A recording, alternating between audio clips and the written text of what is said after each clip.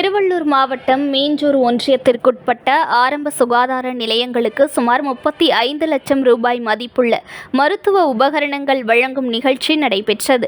திருவள்ளூர் மாவட்டம் மீஞ்சூர் ஒன்றியத்திற்கு உட்பட்ட மீஞ்சூர் வட்டார அரசு ஆரம்ப சுகாதார நிலையம், அத்திப்பட்டு, தேவம்பட்டு, காட்டூர், மெதூர் ஆகிய ஆரம்ப சுகாதார நிலையங்களுக்கும் இதய சுருள் படம் எடுக்கும் கருவி, நவீன ரக உயிர் காக்கும் கருவிகள், ஆக்சிஜன் சிலிண்டர்கள், அவசர சிகிச்சைக்கான உயர் ரக கருவிகள், பிரசவம் பார்க்கும் மருத்துவ உபகரணங்கள் உள்ளிட்ட ஏராளமான உபகரணங்கள் NDCEL பெருநிறுவன சமூக வளர்ச்சி மேம்பாட்டு நிதியிலிருந்து வழங்கப்பட்டது.